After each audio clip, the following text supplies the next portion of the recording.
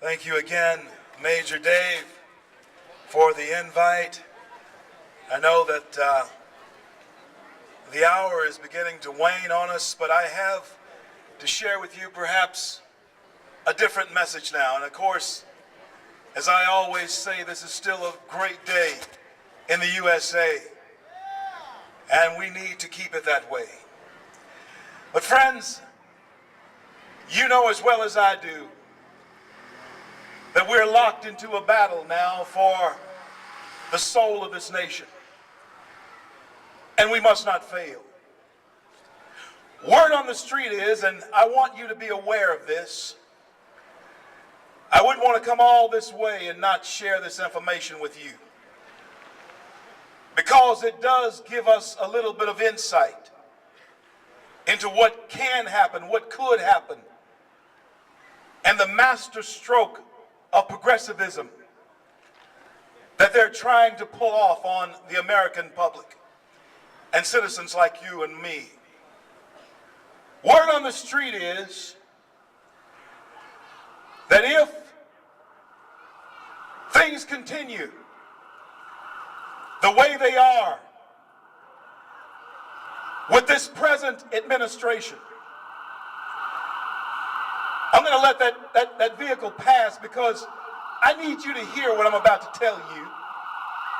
And I hope that there's nobody out there that's ill and need to be carried away. But the rumblings are going on. There was a continuation of the 9.1, and of course you know it's much higher, unemployment. With a continuation of businesses falling away from America the way they are. With the malaise of this presidency and the glow that has been wiped off of this presidency, the far left is very, very concerned about keeping the White House. In fact, they know that if things don't turn around, they will surely lose the White House. But the thing that they're wanting to at least maintain grip of is the Senate. So the word on the street is that if things continue the way they are, in February of 2012, the far left will abandon this president. They will throw him under the bus.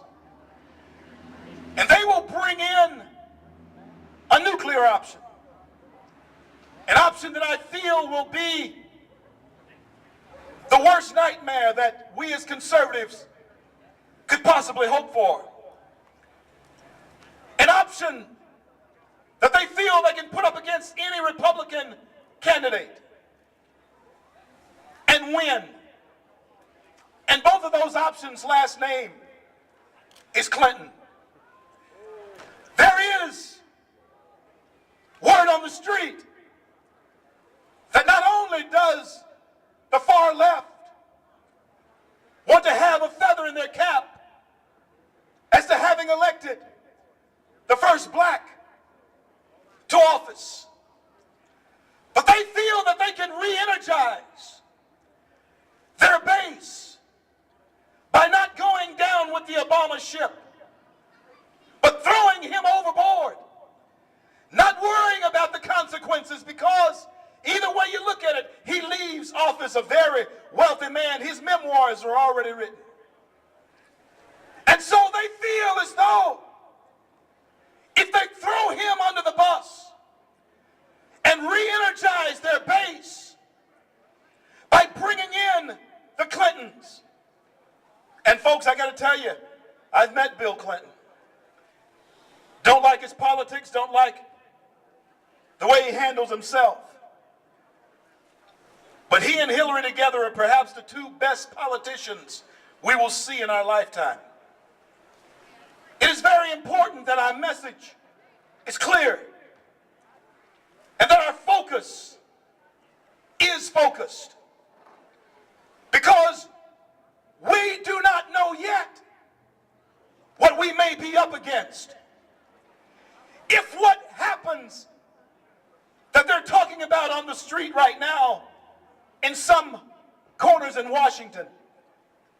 If that happens, and we do not take the White House, and we do not take the Senate, then we can look for a drastic, fundamental change in the very nature of our country. What Barack Obama has failed to do, if they come with this nuclear option, folks, I'm afraid that the Clintons will do it. In fact, they tried to do it through Hillary when Bill was in office, but she failed. And so the stroke of genius was, let's elect a person of color. Surely a black person of color can get national health care passed, because Hillary failed. And since he has been successful, and since his usefulness has outlived itself, folks, let me tell you what you're up against. It is quite possible that they will throw him under the bus to keep from going down with that ship. And if so, you need to understand that you are still government. Government is not some building walking around in Washington, D.C. Government is the people.